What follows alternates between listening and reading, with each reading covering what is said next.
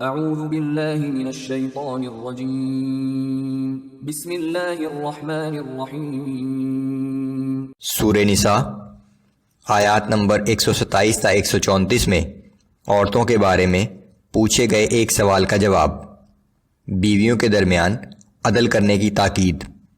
جو کچھ زمین اور آسمانوں میں ہے وہ سب کچھ اللہ ہی کی ملکیت ہے، اور تنبیہ کہ اگر وہ چاہے تو موجودہ لوگوں کو ختم کر کے دوسرے لوگ لا سکتا ہے۔ اعوذ باللہ من الشیطان الرجیم وَيَسْتَفْتُونَكَ فِي النِّسَاءِ، اور اے پیغمبر صلی اللہ علیہ وآلہ وسلم، یہ لوگ آپ سے عورتوں کے بارے میں حکم دریافت کرتے ہیں۔ قل اللہ یفتیکم فیہن وما یتلی علیکم فی الکتاب فی یتامی النساء اللاتی لا تؤتونہن ما کتب لہن وترغبون ان تنکحوہن والمستضعفین من الولدان وان تقوموا لیتامی بالقسط۔ آپ فرما دیجئے کہ اللہ تمہیں ان عورتوں کے بارے میں حکم دیتا ہے، اور ساتھ ہی وہ احکام بھی یاد دلاتا ہے جو پہلے سے تم کو اس کتاب میں سنائے جا رہے ہیں۔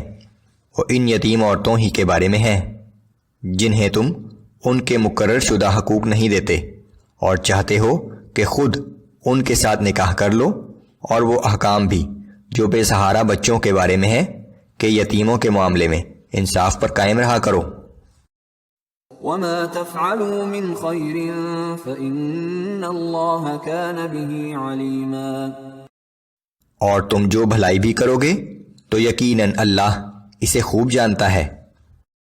وَإِنِ امْرَأَةٌ خَافَتْ مِن بَعْلِهَا نُشُوزًا أَوْ إِعْرَاضًا فَلَا جُنَاحَ عَلَيْهِمَا أَن يُصْلِحَا بَيْنَهُمَا صُلْحًا وَالصُّلْحُ خَيْرٌ وَأُحْضِرَتِ الْأَنفُسُ الشُّحَّ۔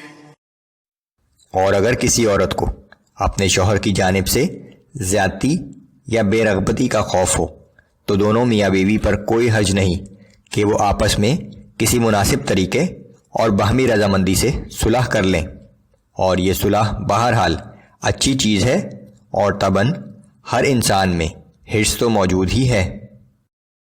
وَإِن تُحْسِنُوا وَتَتَّقُوا فَإِنَّ اللَّهَ كَانَ بِمَا تَعْمَلُونَ خَبِيرًا۔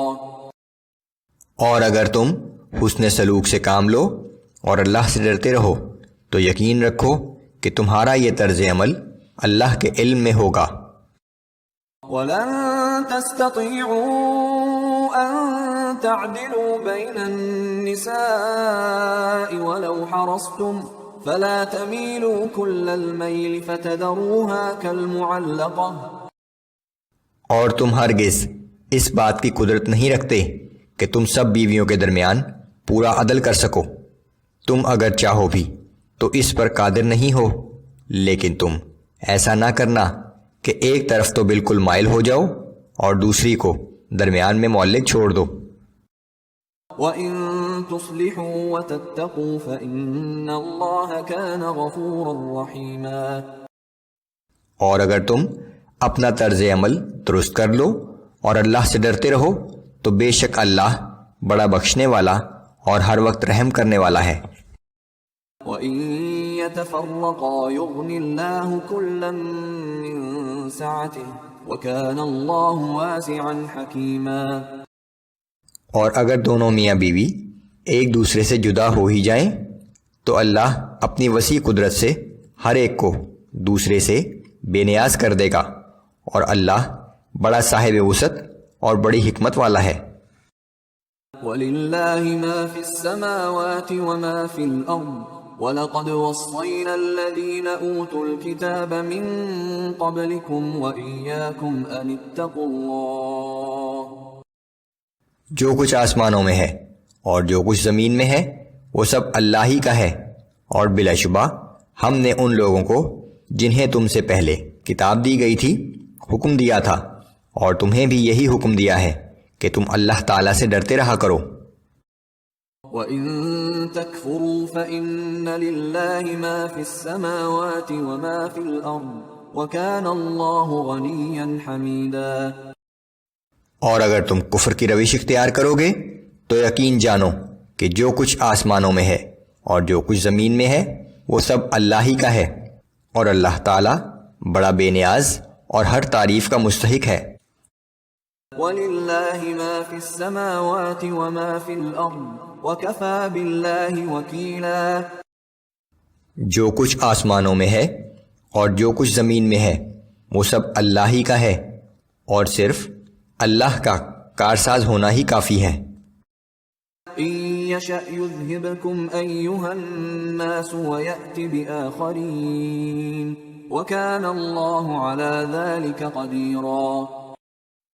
اے لوگو، اگر وہ چاہے تو تم سب کو فنا کر دے اور تمہاری جگہ دوسروں کو لے آئے، اور اللہ ایسا کرنے پر پوری قدرت رکھتا ہے۔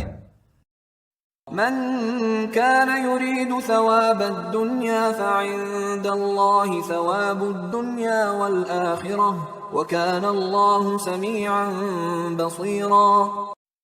جو شخص صرف دنیا کے انعام کی خواہش رکھتا ہے تو وہ جان لے کہ اللہ کے پاس تو دنیا و آخرت دونوں کا انعام موجود ہے، اور اللہ خوب سننے والا اور خوب دیکھنے والا ہے۔ اس دنیا کا انعام محض چند دن کا ہے، جبکہ آخرت کا انعام دائمی ہے اور ہمیشہ ہمیشہ باقی رہے گا۔